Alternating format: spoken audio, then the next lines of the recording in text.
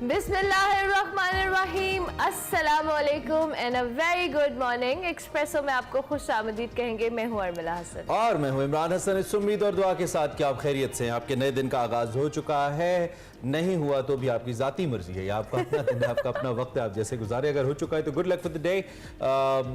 सबसे पहले अच्छी खबर तमाम मुलाजमीन के लिए और काम करने वालों की, इनफैक्ट वर्किंग क्लास के लिए वफाकी हुकूमत ने ईद उल अज़हा पर सिर्फ 3 छुट्टियों का ऐलान किया है जी। 29 जून जुमेरात से 1 जून तक। वैसे छोटी के ऊपर जितनी छुट्टियां जैसे हुकूमत ने दी थी, जैसे फराख दिली का मुजाहिरा किया था, मुझे लगा इस पर भी होगा, लेकिन ऐसा नहीं हुआ। मुल्क में ईद उल अज़हा 29 जून को मनाई जाएगी। ये खबर हमने आपको कल दी थी और इस पर आपको सिर्फ 3 छुट्टियां, ये खबर हम आपको दे रहे हैं। अगर पीछे आपने बाकी छुट्टियां साथ मिलानी है वीकेंड के, तो वो आपकी अपनी प्लानिंग नहीं, वो थोड़ा ज्यादा हो जाएगा।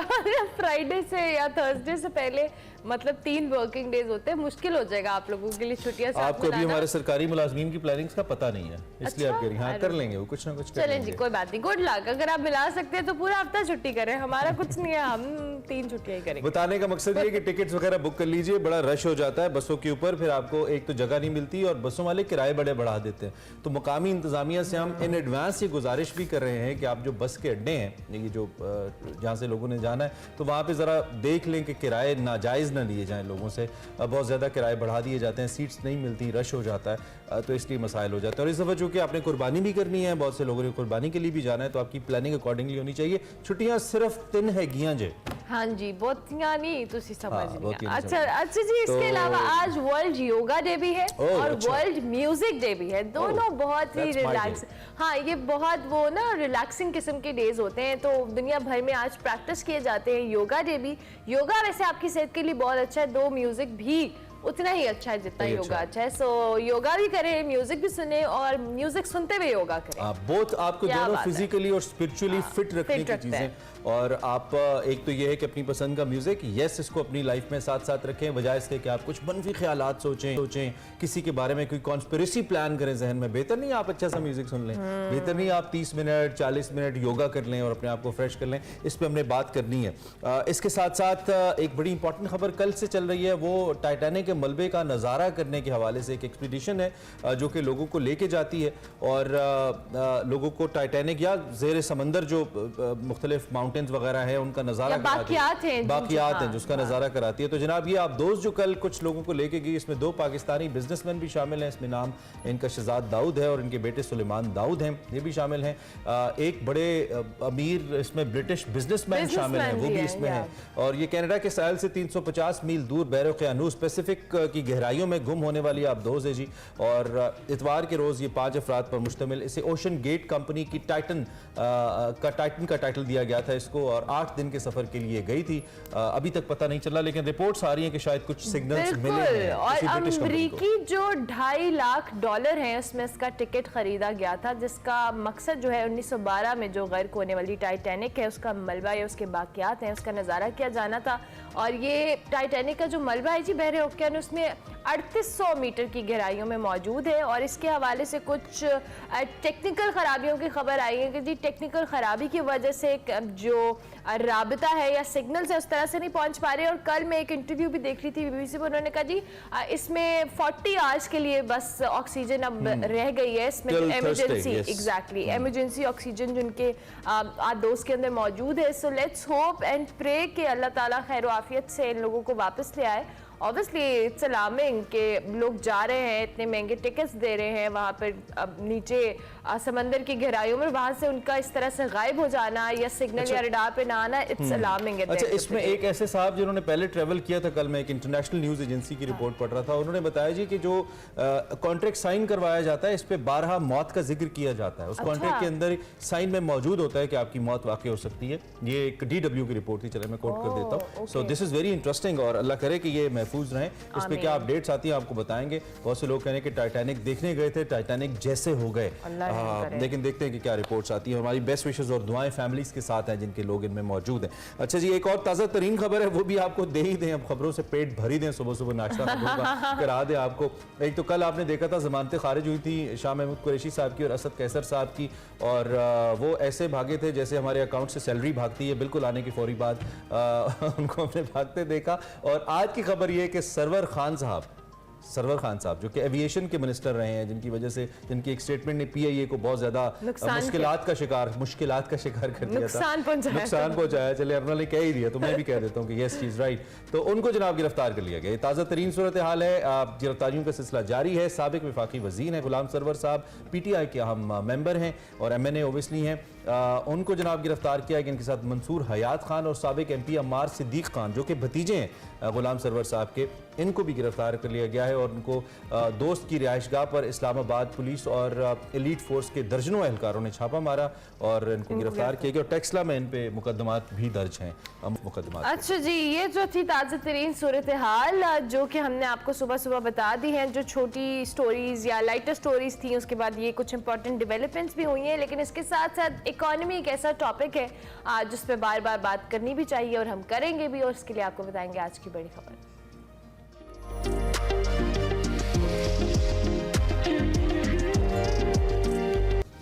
मुसलसल हम इस पे बात कर रहे हैं, आपको आगाह रखे हुए हैं IMF मुआहदे के हवाले से। इसमें ताख़ीर के बाद इक़्तिसादी तौर पर कल एक बहुत बड़ी डेवलपमेंट सामने आई। हुकूमत ने मईशत को मुश्किलात से निकालने के लिए फाइनली आई वुड से कल बहुत सारे मोस्ट इंपॉर्टेंट स्टेक होल्डर्स कल साथ बैठे और एक मुआशी प्लान तैयार किया। इसे खुद मुख्तार मईशत की जानिब पहला कदम समझा जा रहा है और इसे CPEC से भी बड़ा मुआशी मनसूबा पाकिस्तान के लिए करार दिया जा रहा है। गैर मुल्की सरमायाकारी इंतहाई अहम एक कॉम्पोनेंट होती है किसी इकॉनमी के लिए। इसकी राह में हायल जो रुकावटें हैं उनको दूर करने के लिए एक स्पेशल इन्वेस्टमेंट फैसिलिटेशन काउंसिल कायम कर दी गई है। इसका पहला इजलास वज़ीर आज़म की सदारत में हुआ, जिसमें मुआशी बहाली की जो हिकमत अमली है उसको जारी किया गया। The most important was army chief was also there. बिल्कुल, एलामिया के मुताबिक मंसूबे के तहत ज़राअत, लाइफ स्टॉक, मादनियात, कानूनी, इंफॉर्मेशन टेक्नोलॉजी और तवानाई समेत अहम शोबे में पाकिस्तान की असल सलाहियत से इस्तेफादा किया जाएगा।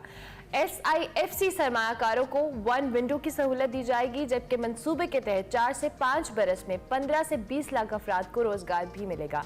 अगले 4 से 5 बरसों में जी इस मंसूबे से 70 अरब डॉलर की बरामदात भी होंगी और मंसूबे से पाकिस्तान की जो फॉरेन डायरेक्ट इन्वेस्टमेंट है उसमें 100 अरब डॉलर का भी इजाफा होगा। इस मंसूबे के तहत जी अगले 4 से 5 सालों में ज़र मुबादला के ज़खायर में भी इजाफा होगा, जो कि दरपेश जो मौशी मसाइल है उसमें कमी का बाइस भी बन सकते हैं। प्रोजेक्ट मुकम्मल होने की सूरत में जी 2035 तक पाकिस्तान $1 ट्रिलियन की मईशत बन सकता है। What a rosy picture. Yes. I wish Very fancy. I wish कि ऐसा हो। पाक फौज अपनी मैनेजमेंट और कोऑर्डिनेशन स्किल्स इसमें पेश कर रही है। उसके तहत मंसूबे को कामयाब बनाने के लिए अपना भरपूर ताउन करेगी। दूसरी जानिब IMF की तमाम शराइत भी मिनवन मान ली गई। बिजली, गैस, पेट्रोल समेत हर चीज़ महंगी हो गई, टैक्सेस की भरमार, सब्सिडीज खत्म। उसके बावजूद IMF कहता है मैं न मानूं, मैं नहीं मानता। स्टाफ कोई पेशरफ्त अभी तक नहीं हुई है। क्यों नहीं हुई है? ये डेडलॉक क्यों है? कहां तक जाएगा? कब तक रहेगा? इस पर हमने बात करनी है। इसके अलावा बेल आउट पैकेज का काउंटडाउन भी शुरू हो चुका है। $6.5 अरब का प्रोग्राम था, आपको याद होगा। सिर्फ 10 दिन बाकी हैं। सो 10 days to go, 10, 9 and then it's over.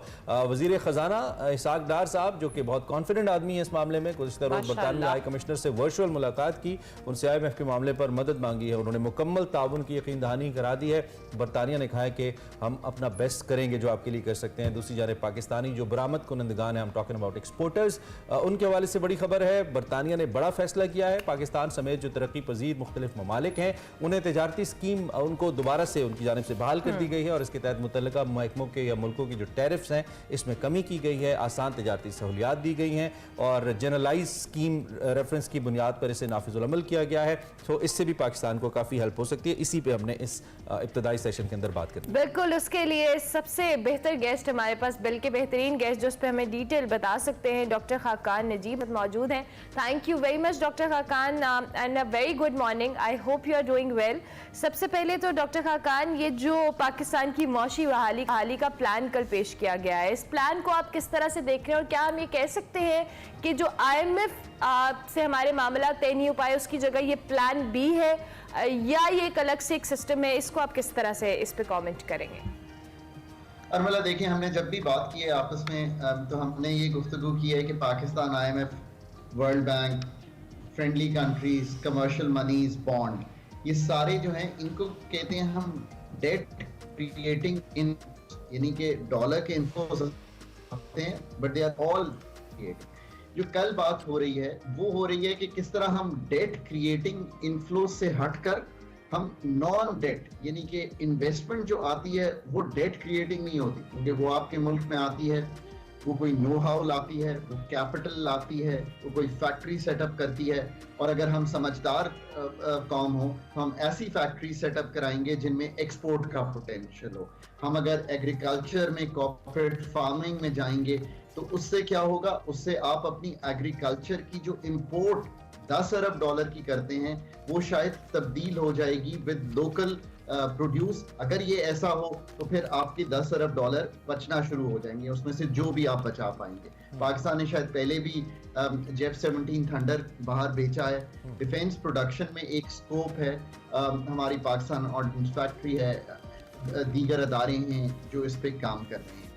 Mining and minerals मेरा एक फेवरेट सेक्टर है। ये इसलिए फेवरेट सेक्टर है कि रेकोडेक 50 इयर्स $100 बिलियन की एक्सपोर्ट का पोटेंशियल रखता है। ये तो एक बात हुई। गोल्ड के भी ज़खायर हैं, मैग्नीशियम भी है। याद रखिए ये oldest business in the world है कि आप जमीन में जो कुदरत ने आपको मादनियात दिए हैं वो आप एक्सपोर्ट कर सकें और उनकी ज़रूरत कभी भी ख़त्म नहीं होगी। जैसे 7-8 बिलियन पे पॉपुलेशन दुनिया की है, हर एक को गाड़ियाँ चाहिए, उसके लिए आपको रॉ मटेरियल चाहिए हर चीज़ के लिए। ये सोच अच्छी है, सो ये मुख्तलिफ है उससे। ये हमने कभी ना कभी तो करना है। अब इसको अमली जामा पहनाने के लिए खाली आई थिंक काउंसिल जो है वो एक अच्छा स्टार्ट है, क्योंकि कोई विजन तो किसी ने देना है। आर्मी उसको एंकर कर रही है। इसको मैं इस तरह देखता हूँ कि आर्मी और सिविल ब्यूरोक्रेसी एक कंटिन्यूटी की अलामत है पाकिस्तान में। ये दोनों इसलिए अलामत हैं कि ये तो हमेशा होंगे, ये they will always be there. Political governments तो चेंज होती रहती हैं, पर ये there is a continuity. Plus जो भी आप कहें आर्म्ड फोर्सेस पे आई थिंक इस वक्त एक बोझ इसलिए भी आता है कि मुल्क जहाँ पे खड़ा हुआ है वहाँ सब ने अपना रोल पिचन करना है। पॉलिटिकल लीडरशिप्स ने भी करना है, आर्मी ने भी करना है, सिविल ब्यूरोक्रेसी ने भी करना है। और जो सबसे बड़ा आंसर हम बात नहीं कर रहे, कल से जब भी मैंने इंटरव्यू किया मैंने कहा वो जो बिजनेस कम्युनिटी है उसको भी साथ मिलना पड़ेगा।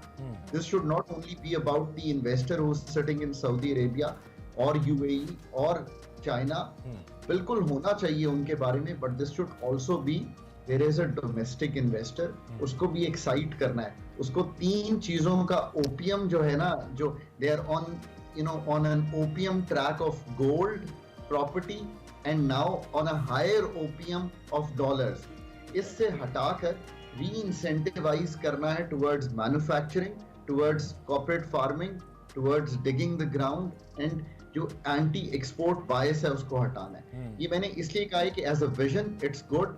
ऑपरेशनली अगर आर्मी उसको एंकर या कोऑर्डिनेट या असिस्ट करना चाह रही है, fair enough. This is looking to like the FATF plan. हमने, क्योंकि मैं वहां था जब हमने फैटेफ किया, so this is I think the whole idea. Okay मैं in fact I was about to ask, एक तो आपने फैटेफ कर ही दिया, दूसरा कुछ ऐसी खबरें हैं जिसमें हमारे जो दोस्त ममालिक हैं और वो रिच कंट्रीज हैं, I am talking about Saudi Arabia, China, सुन रहे हैं कि वो कुछ इन्वेस्टमेंट्स के अंदर पाकिस्तान में इंटरेस्ट रखते हैं। But the only thing was Pakistan की जो पॉलिटिकल पिक्चर है इस वक्त, पॉलिटिकल स्ट्रक्चर की जो पिक्चर है वो थोड़ा बॉदर कर रही है उनको वो पैसे पाकिस्तान में लाने के लिए, चाहे किसी ऑयल रिफाइनरी का क्याम हो या फिर किसी और सेक्टर के अंदर इन्वेस्टमेंट हो। तो ये काउंसिल एक क्विक डिसीजन करने में क्या इन ममालिक को हेल्प करेगी, और हम ये भी एक्सपेक्ट कर सकते हैं कि जो पाइपलाइन में कुछ इन्वेस्टमेंट्स हैं वो भी शायद थोड़ी स्मूथली हो जाए अभी रिसेंट फ्यूचर के अंदर? 2019 में हिज रॉयल हाइनेस MBS जब पाकिस्तान तशरीफ लाए तो हमने उनसे एक रिफाइनरी का मुआहदा किया और उम्मीद ये की कि 10 से 20 अरब डॉलर की ये refinery over the years setup होगी। ये अमाउंट उस वक्त दिया जा रहा था और हमने उसकी स्टडी करनी है। मैं जून 2023 में आपसे बात कर रहा हूँ, आज भी वो प्रोजेक्ट जो है वो मतलब पाए तकमील तो बड़ी दूर की बात है, शायद पूरी तरह कंसेप्चुअलाइज भी नहीं हो सका। सो लेट्स से कि ये एक रिफाइनरी का प्रोजेक्ट ही हम आगे बढ़ा लेते हैं। ये भी याद रखिए कि इस वक्त ऑयल रिच कंट्रीज जो हैं, जो मिडिल ईस्टर्न कंट्रीज हैं, और आई मीन उसमें गुड न्यूज़ ऑफ कोर्स ये है कि वो हमारे दोस्त ममालिक हैं। They are ripe with money, they are floating in money. Aramco ने सऊदी अरेबिया को बहुत एक बड़ा बूस्ट दिया है, वहाँ पे ग्रोथ भी 8.8% की हो रही है। Same is the case with UAE. तो ये couple of billions of dollars कोई इतनी बड़ी बात नहीं है। हमारी जो फूड की सिक्योरिटी है, it can also help the food security of the middle eastern region. ये एक इन्विजन किया जा सकता है एक चीज, बट ये याद रखिए कि अगर 19 से 23 तक आप एक रिफाइनरी का प्रोजेक्ट नहीं कर सके, तो कुछ फंडामेंटली आपके स्टेट apparatus में खामी है, आपके री रेगुलेशन की जरूरत है, आपके प्रोसेसेस को ठीक करना है। ये काउंसिल उनको सरकमवेंट तो कर सकती है, पर ठीक करने के लिए they would have to put a very very smart team of many professionals जो इन एरियाज को समझते हों और स्मूदन आउट करें। मैंने 2016 में एक किताब लिखी है, वो आज भी बोर्ड ऑफ इन्वेस्टमेंट की वेबसाइट पे मौजूद है। उसका नाम ही ईज ऑफ डूइंग बिजनेस है। यही एक कॉन्सेप्ट है जो इस काउंसिल को लेकर चलना चाहिए, पर ये सारी चीजों को ठीक करना चाहिए इन द लॉन्ग टर्म। ठीक है। तो डॉक्टर खान ये भी बताइए, हम जो एक मुसलसल चार्टर ऑफ इकोनॉमी की बात करते रहे हैं, can we call it charter of economy, though कि I think there is just one political party who wasn't present over there, otherwise सारी पॉलिटिकल पार्टी, चारों CMs, army chief, prime minister, everybody was there. So आप इसे कह सकते हैं कि यही वो चार्टर ऑफ इकोनॉमी है जिसकी हम बात कर रहे थे, या उसका एक हिस्सा है? इमरान, आप ये कह सकते हैं कि trying to evolve a consensus on the key principles of Pakistan's economic future, ये एक अहम जुज है। पाकिस्तान का इन्वेस्टमेंट टू जीडीपी 13.25 या 13.5% के करीब आ गया है। To be precise the number is 13.6। इसको 20-25 पर ले जाना एक प्रिंसिपल है, और ये एक चार्टर ऑफ इकोनॉमी का जरूर पार्ट बन सकता है, बट ऑफ कोर्स वो एक बिगर कॉन्सेप्ट है। पर लेट्स से कि एक विजन क्रिएशन उस तरफ हमने शुरू कर दी है। So overall you think it's positive. Thank you very much Dr. Khaqan for your precious time.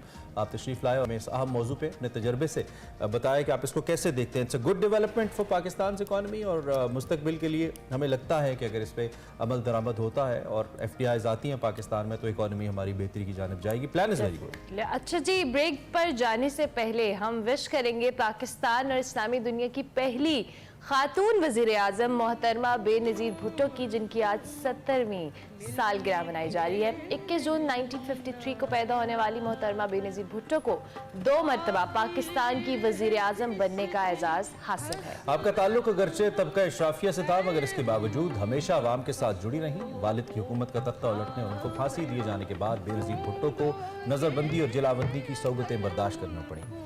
इसी दौरान उन्हें पीपल्स पार्टी का सरबराह बना दिया गया। मुल्क से मार्शल लॉ उठाए जाने के बाद 1986 में वतन वापस आई और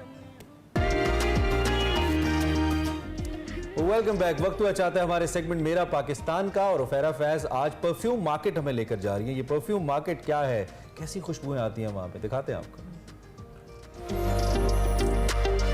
नाजरीन, आज मैं पाकिस्तान के दिल लाहौर शहर की शाल मार्केट के करीब वाक़े परफ्यूम मार्केट में मौजूद हूँ। मैंने सुना है कि यहाँ पर हजारों और लाखों के परफ्यूम्स चंद रुपए में तैयार किए जाते हैं। तो मैंने आज एक परफ्यूम सोच ली है। अब चलते हैं यहाँ पर, दुकानों को विजिट करते हैं और देखते हैं कि क्या यहाँ पर वो original smell with original bottle मौजूद है या नहीं। तो आइए मेरे साथ। अस्सलाम वालेकुम सर, मुझे परफ्यूम चाहिए। जी, कौन सा? कोको शनैल है? जी, मिल जाएगा। अच्छा, ये कोको शनैल है या शनैल 5 है? शनैल 5। मुझे ये बताएं, ये जो परफ्यूम्स आप लोग बनाते हैं, इनकी कितनी शेल्फ लाइफ होती है? लाइफ होती है इसकी तकरीबन 15 से 20 घंटे। सबसे महंगी स्मेल कौन सी इस वक्त मौजूद है आपके पास? गैनीमेट के नाम से जेंट्स का परफ्यूम है। ठीक है, मतलब और ये क्या प्राइस है इस परफ्यूम की?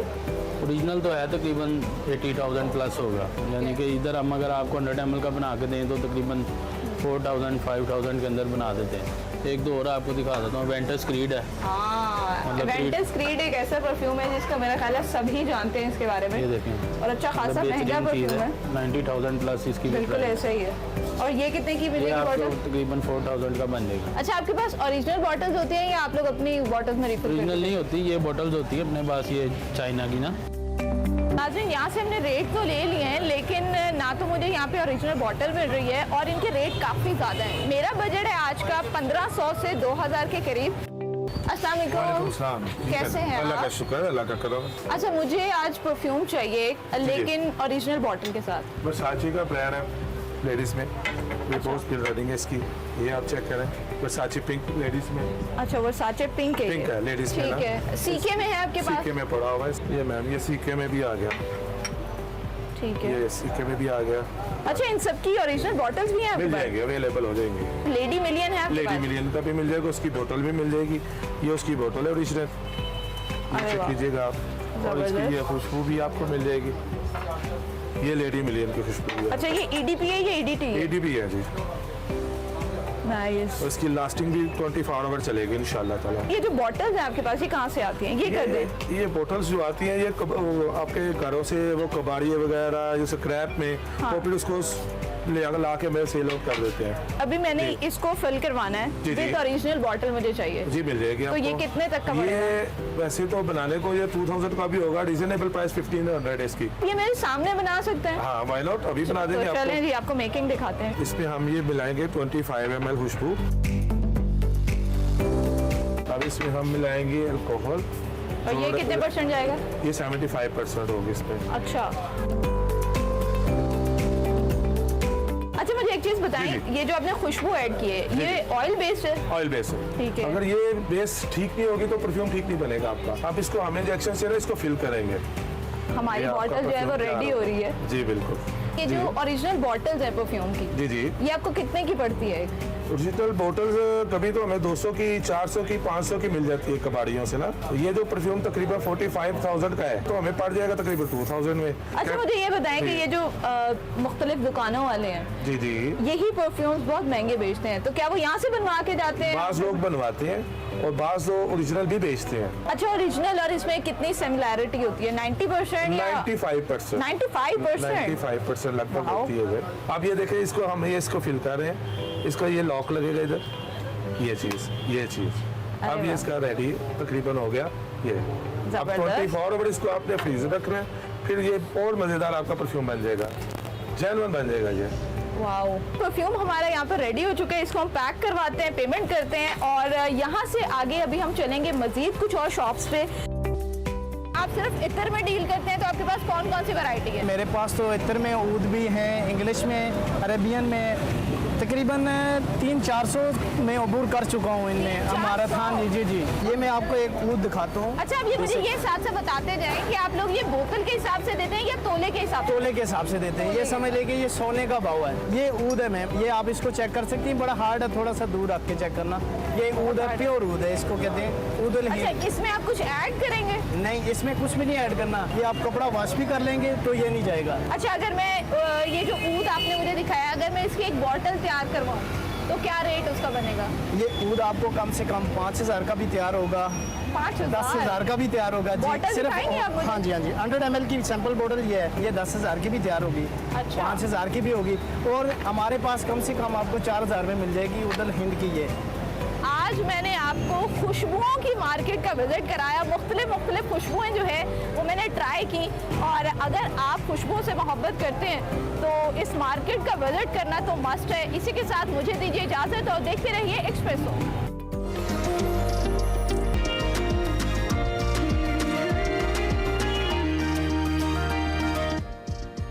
Welcome back. बात कर लेते हैं कुछ क्रिकेट और ख़ास तौर पे पाकिस्तान क्रिकेट बोर्ड के मामले पर। वफाकी हुकूमत का एक बड़ा फैसला सामने आया है। Pakistan cricket board management committee को डी नोटिफाई कर दिया गया है। नजम सिटी समेत तमाम मेंबरान गैर फाल हो गए हैं। वज़ीर आज़म ने PCB बोर्ड ऑफ गवर्नर्स के लिए ज़का अशरफ और मुस्तफ़ा रमदे को नामजद किया है।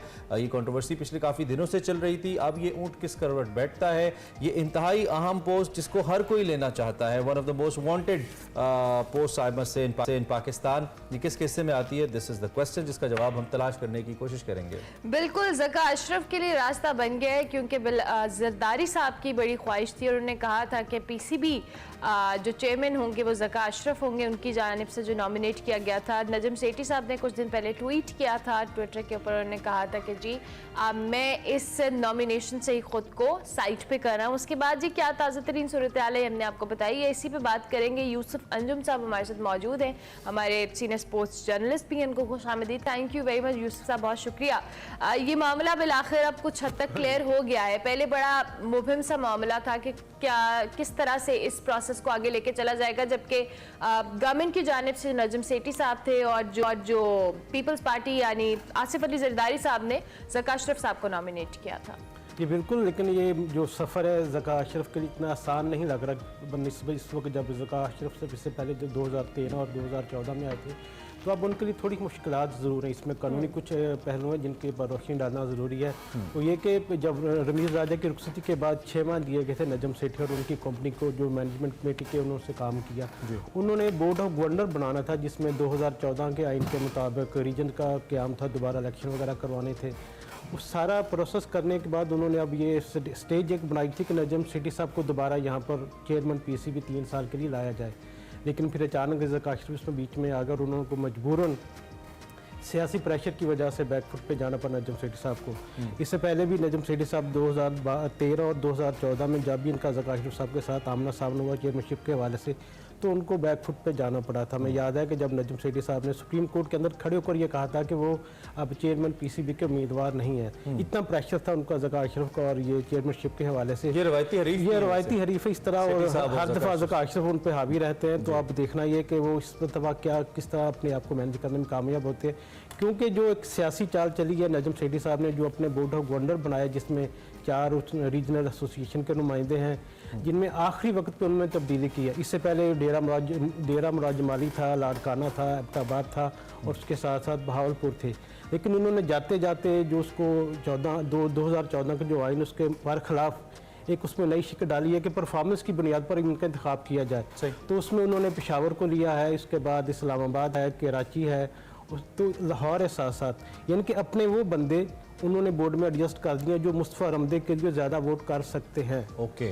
और यही इस हवाले से थोड़ा ज़का अशरफ भी टचिंग है कि कानूनी चूँकि मामलात हैं, उन जो वजारत बैनुल सूबाई राब्ता, उन्होंने एक रात पहले ये अनाउंस कर दिया कि अब जो मैनेजमेंट कमेटी की मीटिंग मुद्दत जो है वो ख़त्म हो गई है, ताकि उसमें कोई तब्दीलियाँ ना कर सके। अगर रीज़न पॉलिटिकल प्रेशर है तो फिर तो मुस्तफा रमदे साहब के लिए मुश्किल हो जाएगा ना। नहीं, लेकिन जो नजम सेठी साहब ने जो उनके जो ख़ास लोग हैं वो गवर्नर बोर्ड का हिस्सा हैं, जो 8 होते हैं, उनमें 4 पावर में नहीं है, तो पावर्स में नहीं है, लेकिन वो चाहते हैं कि हम ना खेलेंगे ना खेलने देंगे। इस फार्मूले पे ज़ाहिर वो चाहते हैं कि मैं थोड़ा सा इसमें। तो ज़का अशरफ साहब पहले भी चेयरमैन पीसीबी रहे हैं, आप कैसे देखते हैं उनके दौर को? आप तो एक अरसे से क्रिकेट को कवर। जी बिल्कुल, उनका दौर बड़ा अच्छा दौर था और उन्होंने ये आपको पाकिस्तान सुपर लीग हम देखने को मिल रही इस वक्त जो ब्रांड है पाकिस्तान का, उन्होंने उसका आइडिया दिया था, लेकिन वो क्योंकि हालात उस वक्त इतने अच्छे नहीं थे माली तौर पर भी, और खुद उन्होंने थोड़ा रिस्क भी नहीं लिया, क्योंकि उस वक्त आपको पता कि पाकिस्तान में टीमें नहीं आ रही थी, बाहर के लोगों को हम पर एतमाद नहीं था। लेकिन जब नजम सेठी साहब ने टेक ओवर किया तो उन्होंने इसी आइडिया को लेकर उन्होंने दुबई में मैचेस वगैरह करा, एग्जीक्यूट किया और आज ये ब्रांड बन चुका है। तो उसका क्रेडिट किन्हीं तौर पर नजम सेठी साहब को जाता है कि उन्होंने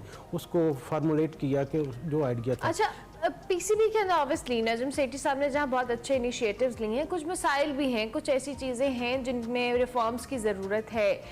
क्या जो भी नया पीसीबी चेयरमैन आता है उसके लिए विदाउट एनी चैलेंजेस इन चीज़ करना मुमकिन होगा जो रिफॉर्म्स रिक्वायर्ड हैं क्रिकेटिंग स्ट्रक्चर के अंदर?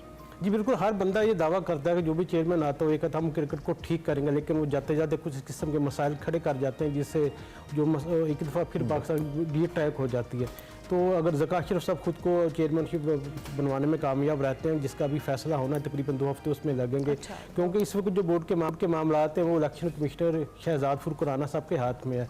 जो बोर्ड ऑफ गवर्नर्स हैं 8 लोग वो हैं, 2 लोग जो नॉमिनेट किए हैं पैटर्न वज़ीर आज़म ने, तो उन 10 में से एक बंदे का इंतखाब होना है जिसको वो चेयरमैन कहा जाए। आमतौर पर ये होता है कि जो नॉमिनेशन में पहले नंबर पर होता है, जैसा कि इस दफ़ा ज़का अशरफ है, उन्हीं का इंतखाब किया जाता है। लेकिन इस दफ़ा थोड़ा सा कानूनी हमें मसाइल का सामना करना पड़ सकता है, क्योंकि अगर वो वजारत बैनुल सूबाई राब्ता के कहने पर ये सारी चीज़ें होती हैं, तो फिर जो पेशावर और इस्लामाबाद के लोग हैं ये अपना अदालत में भी जा सकते हैं। तो ज़का अशरफ अगर कामयाब हो जाए तो उनके सबसे बड़ा चैलेंज होगा एशिया कप, उसके 4 मैचेस पाकिस्तान में होने हैं। नजम सेठी साहब जब चेयरमैन आते हैं, क्योंकि हमने ज़का अशरफ साहब को भी देखा, दीगर चेयरमैन को भी देखा, एक इंप्रेशन ज़रूर आता है कि ही कनेक्ट्स विद द पीपल। चूँकि क्रिकेट एक अवामी गेम है, पाकिस्तान में बहुत पसंद करते हैं लोग, तो कनेक्ट कर जाते हैं लोग, चाहे वो इवेंट्स की सूरत में हो, टीम सिलेक्शन की सूरत में हो, जैसे शाहिद आफरीदी को आते उन्होंने दिया था। आप ये करंट रोल कैसे देखते हैं जो रिसेंटली नजम सेठी साहब ने निभाया, इसका क्या अहाता करेंगे, क्या एनालिसिस है आपका? जी, इस लिहाज से कह सकते हैं कि पाकिस्तान में दोबारा दुष्ट ट्रैक पर उन्होंने गामजद करने की कोशिश की है, लेकिन जो उनका ये आइडिया है कि गैर मुल्की कोचेस को अभी से लाना, क्योंकि अभी जो उनके पास इख्तियार थे उसमें ये नहीं था कि वो तवील मुद्दत के लिए किसी को कॉन्ट्रैक्ट दे सके। And one last very important question, उन्होंने इस सीट पे हर कोई आना क्यों चाहता है? Why everyone wants to be chairman PCB? इसकी तो आई थिंक तनख्वाह भी नहीं होती। बिल्कुल आप सही कह रहे हैं, इसकी तनख्वाह नहीं होती। इसकी जो मुराद और प्रोटोकॉल है वो पाकिस्तान का तकरीबन तीसरा बड़ा इदारा है जिसके मीडिया कवरेज के हवाले से, प्रोटोकॉल के हवाले से हर बंदा ये चाहता है कि यहाँ पर आए। इसी अंदाज से अंदाज़ा लगा लें आपके, अगर जब चेयरमैन PCB बाहर जाता है गैर मुल्की टूर्स पर तो उसको तकरीबन 1000 डेली जो डॉलर है वो $1,000 per day। इसके अलावा 5 ईयर का जहाज़ का सफ़र है, फर्स्ट क्लास का 5 स्टार होटल्स है, मुराद है। और वो जो प्रोटोकॉल है कि दुनिया के जो जितने भी लोग हैं वो परस्तार हैं क्रिकेट के दीवाने हैं, और जो इन दीवानों का बादशाह है वो समझे कि चेयरमैन PCB होता है। उसके एक फैसले से कोई भी परस्तार बन सकता है, कोई भी हीरो बन सकता है, लेकिन बहुत कुछ चाहिए। यूसुफ भाई, thank you very much for presence, बहुत शुक्रिया, आपने हमें इन डिटेल्स आगाह किया। देखते हैं क्या नतीजा सामने आता है, वेदर इट्स रमदे साहब या ज़का अशरफ साहब। ब्रेक लेते हैं, ब्रेक के बाद वापस आते हैं, आप देखते रहिए एक्सप्रेसो।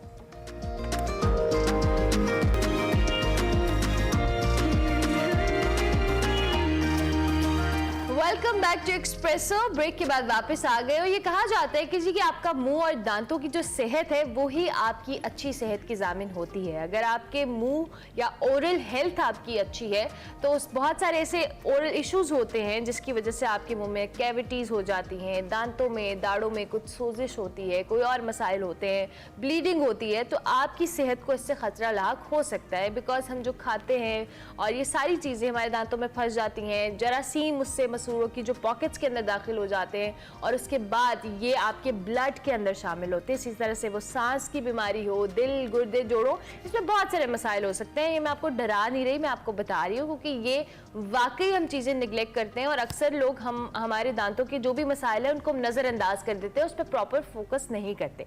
तो आज हमने इसी हवाले से बात करनी है कि दांतों की सेहत कितनी ज़रूरी है, आपकी ओरल हेल्थ कितनी ज़रूरी है। इसी पे बात करने के लिए हमारे साथ मौजूद हैं डॉक्टर साइका, ये CEO हैं डेंटल प्रोफेशनल की और इसके साथ साथ member of American dental association है और इसके साथ साथ कॉस्मेटिक डेंटिस्ट्री भी है, इनकी प्रोफाइल का हिस्सा है। सो लिहाजा हम डॉक्टर साइका को खुशामदीद कहते हैं। Thank you very much doctor Saika, कैसी हैं आप? जी, I am fine, thank you very much for inviting me over.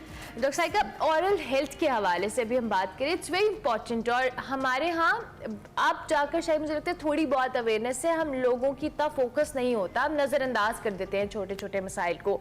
कितनी इम्पॉर्टेंट है ओरल हेल्थ? थैंक यू जी। Oral health is, I would say that it's a gateway to your good health, क्योंकि अगर आपके दांत अच्छे हैं, मसूड़े हेल्थी हैं, you take good care of your oral hygiene, जिसमें मैं बाद में बताती हूँ कि क्या क्या चीज़ें आती हैं, तो you will be healthier, you know, because अगर आपके दांत अच्छे हैं, मसूड़े अच्छे हैं, तो you will not only enjoy the food but you will chew them better, chews the food better, and वही जो फूड जो आप अंदर लेके जाते हैं वही आपकी सेहत, क्योंकि वही अच्छी चीज़ें जो हम खाएंगे, अच्छी तरह से चबा सकेंगे, they will become part of our body, जो हमारी हेल्थ को फिर आगे मेंटेन करेंगी। सो जैसे मैंने पहले कहा, it's a gateway to your good health, general good health. So what are the basic problems? Pakistan जैसी सोसाइटी के अंदर लोग किन बुनियादी मसाइल के साथ दांतों के आपके पास आते हैं और फिर उनकी रीजंस भी अगर आप बताएं कि इनकी वजूहात क्या होती हैं? श्योर। एक्चुअली जब मैंने यहाँ से ग्रेजुएट किया तो उसके बाद मैं बाहर चली गई थी, and I got married and you know I was in States and there I joined the university, जहाँ मैंने न्यूयॉर्क यूनिवर्सिटी से अपना फिर DDS किया है ना, और मैंने वहाँ पर कोई 7-8 ईयर्स प्रैक्टिस किया और मैंने बहुत फ़र्क देखा यहाँ के पेशेंट्स और वहाँ के। और सबसे बड़ा बुनियादी फ़र्क जो ये था कि हमारे जो कॉमन मैसेज हैं, जो लोग हैं, उन तक हमारा मैसेज ही नहीं पहुंचा हुआ ठीक से, कि लोगों को अपनी ओरल हेल्थ का they are not very aware of it, उनको पता ही नहीं है। ठीक है ना, जब अवेयरनेस नहीं है तो फिर आगे करेंगे क्या? तो वहाँ पर तो ये है कि वहाँ पर मैंने 7 years आई प्रैक्टिस दिया, तो उसमें मैंने अपने 7 साल की उस प्रैक्टिस में ये देखा कि मेरे वहाँ पर 6 months का हमारा रिकॉल सिस्टम हमने रखा हुआ था, जहाँ 6 महीने के बाद आते थे लोग और जो पेशेंट हमारे, और उनको हम कॉल करते थे, बताते थे कि भाई आपका नेक्स्ट जो विजिट है इट्स ड्यू।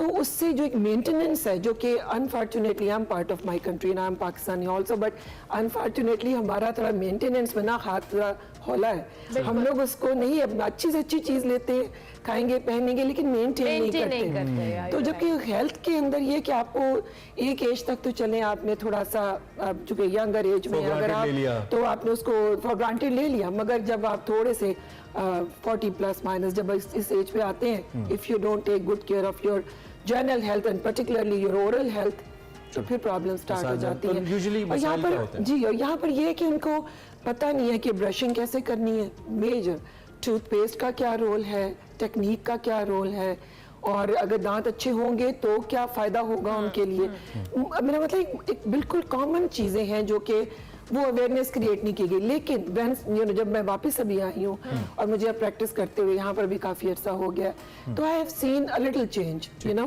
थोड़ा सा बेहतरी, थोड़ी सी बेहतरी है। लेकिन अच्छा डॉक्टर साहब, आपने टूथपेस्ट के हवाले से बात की। हमारे यहाँ ब्रशिंग हैबिट्स या पैटर्न्स का तो आइडिया नहीं है, हमें ये भी नहीं समझ आता कि हमारे दांतों से रिलेटेड जो इश्यूज़ हैं उसमें हमें कौन सी चीज़ का इस्तेमाल करना चाहिए, कौन सी टूथपेस्ट का इस्तेमाल करना चाहिए। So what do you recommend, इस तरह की ब्रशिंग पैटर्न्स होने चाहिए, किस टूथपेस्ट का इस्तेमाल हमें करना चाहिए? देखिए टूथपेस्ट तो any toothpaste which has fluoride in it, जैसे अब कॉलगेट का है, मैं I recommend my patients, lot of my patients, you know, because इनका एक तो फार्मूला में एक तो कैल्शियम लिक्विड इन्होंने ऐड किया है which actually strengthen the teeth, and फिर फ्लोराइड है, वो भी कैविटी प्रोटेक्शन, और स्पेशली जिस तरह ये कॉलगेट मैक्सिमम इनकी कैविटी प्रोटेक्शन प्रोडक्ट है which is very good. And other product जो मैं इनको बहुत जो रिकमेंड करती हूँ वो सेंसिटिविटी के लिए है। लेटेस्ट स्टेज पे जाके जब आप गम्स का ख्याल नहीं रखते और क्लीनिंग वगैरह के लिए नहीं जाते रेगुलर बेसिस के ऊपर, तो आपके दांतों में सेंसिटिविटी का भी एक ठंडा नहीं खा सकते, पी नहीं सकते, यू नो, चबा नहीं सकते प्रॉपरली, बिकॉज आपको फील होगा, सेंसिटिविटी महसूस होगी, और ठंडे से बहुत सीवियर किस्म का एक शूटिंग पेन आती है। तो उसके लिए इनका जो प्रो रिलीफ एक फार्मूला है which is I recommend that to my patients. फिर उसके बाद ब्रश आ जाते हैं। ब्रशेज में भी मैं अपने पेशेंट्स को रिकमेंड करती हूँ कि there are different kind of, you know, whole length में होते हैं, there is a tuft of bristles in the front, जो 360 डिग्री जैसे एक ब्रश है, या इस तरह से वो भी मैं बताती हूँ depending upon the age of the patient कि कौन सा। Colgate claims Colgate maximum protection. So how do you define this? इसके फायदे क्या हैं? As you said, इसका फॉर्मूला क्या है जो लोगों को हेल्प कर सकता है? इसमें देखिए, इसमें एक तो कैल्शियम है, फिर उसके फ्लोराइड की ऐसी कंसंट्रेशन है जो कि अगर आप रेगुलर यूज़ करते हैं, रेगुलर यूज़ से मेरी मुराद है कि सुबह आपने ब्रश करना है और रात को, ये 2 वक्त जो आपने ब्रश करना है ये तो लाजमी है, रात को सोने से पहले, and then you should not eat anything. होता है ब्रश शाम में कर लिया लेकिन उसके बाद फिर कुछ नहीं, सोने से पहले जो ब्रश करना है ये तो हो गया। उसके बाद आप कुछ खा नहीं रहे हैं। उसके बाद हमने कुछ खाना नहीं है। तो मकसद ये है कि दांत साफ करके सोए, क्योंकि कैविटी जब बंद हो जाएगी, मुंह बंद है पूरी रात, अगर कोई अंदर फूड फंसा हुआ रह गया है तो वो डैमेज कॉज करेगा, और उसी डैमेज को ये जो मैक्सिमम कैविटी प्रोटेक्शन इसमें जो चीज़ें हैं वो प्रोटेक्ट करेंगी। अगर किसी से थोड़ा सा हो गया है, इग्नोर कर दिया उन्होंने या भूल गए हैं ब्रश ना करना, तो at least you know these good toothpaste you know can take care of to some extent, you know, they can take care of the problem. बच्चे बड़े सबको आप करती हैं फैमिली मेंबर्स में। ऑब्वियसली बच्चों की दांतों की सेहत और तरह से होती है, आपने खुद भी 40 प्लस लोगों की बात की, उनका ज़रा डिफरेंट सीन होता है दांतों का, उनकी प्रोटेक्शन ज़रा ज़्यादा ज़रूरी होती है। सो सबको आप एक ही टूथपेस्ट रिकमेंड करेंगे? देखिए, बच्चों के लिए तो और भी इम्पॉर्टेंट है। अगर आप बच्चे को शुरू से ही आदत डाल देते हैं, बेबी टूथपेस्ट भी आती हैं, छोटी भी आती हैं, टूथब्रशेज इस तरह के आते हैं कि बच्चों को आदत डाल दें कि उन्होंने हर मील के बाद या रात को सोने से पहले ब्रश करना है, ठीक है, तो वो जब बड़े होंगे तो ऑटोमेटिकली उनकी एक आदत में ये चीज आ गई। और यूजुअली बच्चे बड़े एक्साइटेड भी होते हैं अपने टूथब्रशेस को लेकर, छोटी टूथब्रश को लेकर। ऐसा ही है, डिफरेंट कलर्स के होते हैं, उसके ऊपर कार्टून कैरेक्टर्स बने हुए होते हैं, so you know they get excited to do, you know, and every time जब वो फिनिश एक होती है नहीं लेते हैं तो वो एक डिफरेंट कार्टून कैरेक्टर की भी हो सकती है। तो इस तरह बच्चों को मोटिवेट करना एट वेरी यंग एज अब is very important, you know, ताकि वो आगे जाके एज में अपने वो एक आदत ही उनको हो जाए कि उन्हें एटलीस्ट ट्वाइस अ डे तो ब्रश करना है। आपने कैविटी प्रोटेक्शन को एक्सप्लेन किया, सो कॉलगेट कैसे करता है ये कैविटी प्रोटेक्शन? कॉलगेट से कैसे हो सकता है? कॉलगेट से जैसे मैंने बताया कि इनकी फार्मूला के अंदर कैल्शियम लिक्विड है, फिर इनके फार्मूला के अंदर गुड कंसंट्रेशन ऑफ फ्लोराइड है। These are the 2 things which actually strengthen the tooth, दांतों को मजबूत भी करते हैं और दांतों को प्रोटेक्ट भी करते हैं कि कैविटी उसके अंदर ना बने। और अगर दांतों में कैविटी नहीं होएगी और अगर हमारे मसूड़े भी ठीक हैं तो हम अच्छा खा सकेंगे, अच्छा चबा सकेंगे। और जितना, क्योंकि इट इज़ इम्पॉर्टेंट कि हम 1 मिनट तक, जैसे हमारी सुन्नत में भी है कि खाने को अच्छी तरह चबा के खाएं, जितना अच्छा चबा के खाते हैं उतना ही जो हमारा सलाइवा है उसके अंदर वो मिक्स होता है and that helps in digestion. ठीक है, तो वो तभी मुमकिन है कि अगर हमारे दांत अच्छे हैं। सो वैसे तो कहा भी जाता है ना, I think their slogan is also दांत स्ट्रांग तो हम स्ट्रांग। बिल्कुल, so actually it goes that way. I totally agree with it. And not only that, एक तो हेल्थ का हो गया और फिर इसमें कॉस्मेटिक्स में भी बहुत बड़ा रोल है दांतों का। So in last 40 seconds anything doctor साहब that you like to add to the people इस के हवाले से? जी, मैं इसमें ये कहूँगी कि अपने दांतों की जो ओरल हेल्थ है अपने माउथ में, उसको इग्नोर ना करें, because this is very very important. मेरा ये मैसेज है आप सबके लिए कि अपने ब्रशेस का ब्रशिंग करें। और दूसरा सबसे इम्पॉर्टेंट कि अपने डेंटिस्ट को ज़रूर से, जिसके पास भी आप जाते हैं, every 6 months you should go and अपने दांतों को चेक कराएं, दांतों की सफाई करवाएं। और अगर कोई बताते हैं डॉक्टर कि आपको कोई कैविटी है या कुछ है, वो बहुत अर्ली स्टेज पर डिटेक्ट हो जाती है और उसका ट्रीटमेंट हो जाता है। सो प्रोडक्ट्स आर देयर, चीज़ें हैं वहाँ पर। अब आपने अपने आप को डिसिप्लिन कैसे करना है, अपनी रूटीन में कैसे लेकर आना है, ये हर बंदे का अपना चैलेंज और अपनी एफर्ट है, but one should do that. That's really great. Doctor साहब थैंक यू वेरी मच, आप तशरीफ लाई और आपने इतनी इंपॉर्टेंट बातें हमें बताई। Thank you so much. बिल्कुल, कोलगेट के हवाले से मैं आपको बताऊँ, दांतों की सेहत ऑब्वियसली जिस तरह से इमरान ने भी कहा कि दांत स्ट्रांग तो हम स्ट्रांग, इसमें आप अपने दांतों की ओरल हेल्थ की ज़रूर ख्याल रखें। और चाहे आप किसी भी एज में हैं, अपने दांतों की सेहत का ख्याल रखना हम सबके लिए बहुत ज़रूरी है। इसी नोट पे जी हम ब्रेक लेते हैं, ब्रेक के बाद वापस आते हैं। आप देखते रहिए Expresso. Welcome back to Expresso. Break के बाद वापस आ गए भाई। हमने अब आपको खाना खिलाने और खान शनवारी हुजरा की स्पेशल शनवारी दुम्बा कढ़ाई और सुलेमानी कढ़ाई मैं नहीं खिला रही, फरियाल खिला रही है आज की देसी फूड में।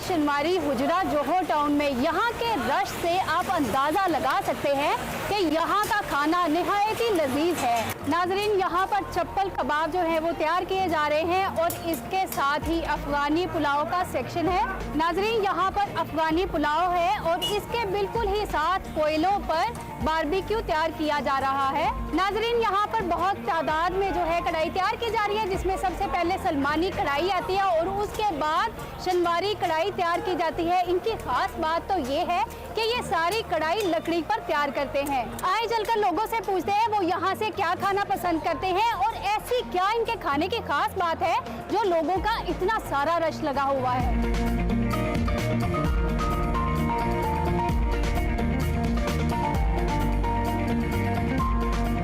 आपने क्या ऑर्डर दिया था? हम यहाँ के स्पेशल जो चपली कबाब है वो खाने आते हैं। इधर की रहशी हैं हम भी, जोहर टाउन की। लेकिन टेस्ट अच्छा लगता है तो हफ्ते में एक मरतबा लाजमी चक्कर लगता है इधर। क्या खास बात लगती है जो आप हफ्ते में एक बार ज़रूर आते हैं? एक खास बात ये कि इनका टेस्ट अच्छा है और एनवायरनमेंट भी अच्छा है, सर्विस भी अच्छी है, सब कुछ अच्छा है इनका। ज़्यादा तो टेस्ट की वजह से आते हैं हम लोग इधर, कि टेस्ट बहुत अच्छा है।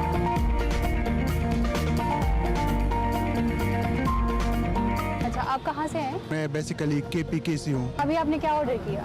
अभी हमने शनवारी दुम्बा कढ़ाई ऑर्डर किया और साथ में अफगानी काबुली पुलाव ऑर्डर किया है। इनके खाने की आपको खास बात क्या लगती है? जो KPK वाला खाने का टेस्ट है तो वो हमें लाहौर में इधर ही मिलता है। ये इधर जो खाना बनता है वो बिल्कुल उसी तरह कढ़ाइयों में लकड़ी पे बनाते हैं। यहाँ पर आप क्या खाना पसंद करते हैं ज़्यादातर? असल में इनकी खान दुम्बा शनवारी कढ़ाई बहुत मशहूर है और हमने खुद भी काबुली पुलाव और दुम्बा कढ़ाई ऑर्डर किया है अभी। आप कहाँ से आई हैं? मैं कुहाड़ से आई हूँ अपने भाई के साथ इधर खाना खाने के लिए। क्या खाने लगी आज खाने में आप? आज तो हम दुम्बा कढ़ाई ऑर्डर किया है। आपने पहले खाई है यहाँ? जी, यहाँ से पहले खाई है। मुझे यहाँ का कबाब भी बहुत अच्छा लगता है। क्या खास बात लगती है आपको इनके खाने की? खाने की खास बात बस वही देसी टच है, कढ़ाइयाँ और लकड़ी पे ये लोग बनाते हैं ना, गैस वैस नहीं, तो वो हमारे यहाँ लोकल जो हमारा जो कल्चर है उसका टच इस पे हमें नज़र आता है। अच्छा, आपको लगता है कि आपका जो लोकल खाना है और यहाँ का खाना है तो इसका टेस्ट सेम ही होता है? जी बिल्कुल सेम ही होता है। हाँ जी, बहुत इसलिए तो हम इधर आते हैं कि अच्छा लगता है।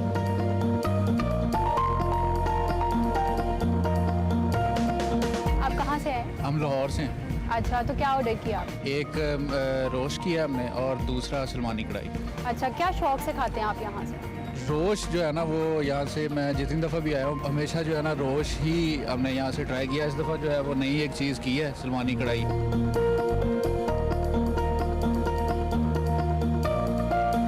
हमारे साथ मौजूद हैं यहाँ के ऑनर उमर खान। आप मुझे बताएं शनवारी रेस्टोरेंट बनाने का ख्याल कैसे आया? अस्सलाम वालेकुम। ये मैं आपको बताऊं कि एक बिज़नेस आइडिया हम चाह रहे थे कोई जनरेट करना, और उस हवाले से मैं सर्च में था। लाहौरी जो हैं वो वैसे ही खाने पीने के बड़े शौकीन हैं, तो हमने सोचा क्यों ना एक ऐसा ब्रांड लॉन्च किया जाए जो कि सबसे अच्छा खाना प्रोवाइड करे शिनवारी फूड्स में, और वहाँ का सेटअप अच्छा हो, जिसमें हमारे पास तख्त भी मौजूद हैं, चारपाई भी हैं और चेयर्स भी हैं। तो कितना अर्सा हो गया आपके रेस्टोरेंट? हमें ऑलमोस्ट 2 साल हो चुके हैं। आप जो खाना बनवाते हैं वो सारा मटन में होता है? जी, ज़्यादातर जो शिनवारी खाने हैं वो मटन और दुम्बे में ही बनते हैं। आप यहाँ पर क्या क्या सर्व करते हैं? हम यहाँ पे एक कढ़ाई देते हैं जिसकी मुख्तलिफ इक़साम है, शिनवारी है, सुलेमानी है, और मटन और दुम्बा दोनों चीज़ें हमारे पास मौजूद हैं। इसके साथ साथ चपली कबाब है, हमारा पुलाव बड़ा अच्छा है, और रोश है, दम पुख्ता है, मसाला रोश है, और इसके अलावा बारबेक्यू की आइटम्स है हमारे पास। ये तमाम चीज़ें अवेलेबल हैं हमारे पास। लोग ज़्यादातर क्या खाना पसंद करते हैं यहाँ पर? यहाँ पे बेशतर जो लोग हैं वो शिनवारी दुम्बा कढ़ाई जो है वो खाते हैं, और ज़्यादा मोस्ट सेलिंग हमारी यही डिश है। आपके खाने की खास बात क्या है जो लोगों का इतना रश लगा हो? हमारे खाने की जो ख़ास बात है वो ये है कि ये खाना लकड़ी पे बनता है, जिसकी वजह से इसका जो टेस्ट है वो बहुत अच्छा हो जाता है, और जो स्पेशल मसाला जाते हैं जो कि बेशतर हम पेशावर से मंगवाते हैं, और इसके बाद शेफ़्स अपनी पूरी मेहनत करते हैं, जिसके बाद इतना अच्छा टेस्ट बनता है। जो शेफ़ खाना बना रहे हैं वो आपके लाहौर के हैं? नहीं, जो हमारे शेफ़्स हैं वो तकरीबन पूरे पाकिस्तान से हैं। जो अब जिस तरह पेशावर में जहाँ पे अच्छा रोश बनता था वो शेफ़ हमने यहाँ पे रखा, और इसके अलावा जो चपली कबाब है वो भी सवाद के बहुत अच्छे हैं, वहाँ से हमारे पास शेफ़ आए। तो इस तरह हर इलाके के जो अच्छे शेफ़्स थे वो हम यहाँ पे लेके आए हैं। जायके को मेंटेन रखना बहुत मुश्किल काम होता है, तो आपने जायके को मेंटेन कैसे रखा? क्वालिटी पे हमारा कोई कॉम्प्रोमाइज़ नहीं है, और इसके बाद जो चीज़ें हैं वो खालिस इस्तेमाल की जाती हैं, मिर्च और मसाला जात, और इसके अलावा जो मीट की क्वालिटी है वो हमारी अल्हम्दुलिल्लाह सबसे अच्छी है, जिसकी वजह से हमारा टेस्ट मेंटेन है। आप जिस दुम्बे का खाना बनाते हैं वो कोई ख़ास वेट का होता है? बिल्कुल ऐसा है, उसका वेट तकरीबन 14 से 15 kg होता है, और उसका जो टेस्ट है और वो बड़े अपने टाइम पे गल भी जाता है, जिसकी वजह से हमें इस वेट रेंज में दुम्बे लेने पड़ते हैं। मशहूर शख्सियात आपके पास खाना खाने तो ज़रूर आती हैं? बिल्कुल, अल्हम्दुलिल्लाह हमारे पास बड़े अच्छे पॉलिटिशियंस आते हैं जो कि पाकिस्तान के नामूज़ सियासतदान हैं, सिंगर्स आते हैं, एक्टर्स आते हैं, और इस तरह मुख्तलिफ शोबों से जो ताल्लुक़ रखते हैं लोग, वो तमाम लोग यहाँ पे फूड इंजॉय करने आते हैं। आपके पास पॉलिटिशियन भी आते हैं खाना खाने, वो क्या खाते हैं शौक से? ज़्यादातर वो हमारा जो बारबेक्यू है जिसमें चाँप आती है वो पसंद करते हैं, और जो हमारी शिनवारी कढ़ाई है वो ज़्यादातर खाते हैं। जोहर टाउन के अलावा कोई और ब्रांच बनाने का सोचा आप? हमारा बिल्कुल प्लान है, आने वाले टाइम में हम लाहौर का जो इलाका DH है उसको कवर करेंगे इंशाल्लाह। बहुत शुक्रिया। Thank you.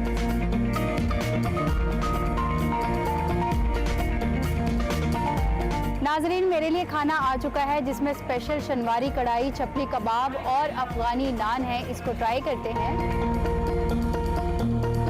नाजरीन, यहाँ का खाना नहायत लजीज है, आप लोग भी एक बार ज़रूर ट्राई करें। मिलते हैं अगले नए देसी खाने के साथ। अल्लाह हाफिज। साहब, कहा जाता है जिस मुल्क के मैदान आबाद हों वहाँ के हॉस्पिटल्स आबाद नहीं होते बल्कि वीरान हो जाते हैं। आज एक ऐसी सरगर्मी का आलमी दिन मनाया जा रहा है। प्रोग्राम के बिल्कुल आगाज़ में अबला ने जिक्र किया था, और वो था योगा के हवाले से। वैसे तो जिक्र म्यूज़िक का भी था, लेकिन म्यूज़िक इज़ यूनिवर्सल, लेकिन योगा इज़ वेरी इंपॉर्टेंट। लोगों की तवज्जो कम होती है, ख़ुद को फिट रखने के लिए, गर्मी के ज़ोर को कम करने के लिए, फ्रेश नज़र आने के लिए योगा इज़ वेरी इंपॉर्टेंट। बिल्कुल, और हम बात कर रहे हैं योगा की। जिस तरह से हमने कहा उसका आलमी दिन मनाया जा रहा है, और ज़माने कदीम से योगा के हवाले से आपको बताएं तो फिटनेस का बेहतरीन जरिया है और कई बीमारियों का इलाज भी समझा जाता है। 3000 साल पहले अगर बात की जाए तो वादी सिंध की तहजीब में योगा के आसार मिलते हैं और इसी में जो मुनफरिद जो कह लें मशकें हैं या एक्सरसाइजेस हैं उसकी मदद से जो जिस्मानी सेहत है और जहनी सुकून हासिल करने की कोशिश की जाती है। और योगा का ताल्लुक आपकी बॉडी और सोल दोनों से होता है। अगर आपकी बॉडी को आप फिट रखते हैं और योगा डायरेक्टली आपकी मेंटल हेल्थ पे भी बहुत गहरा इम्पैक्ट डालता है।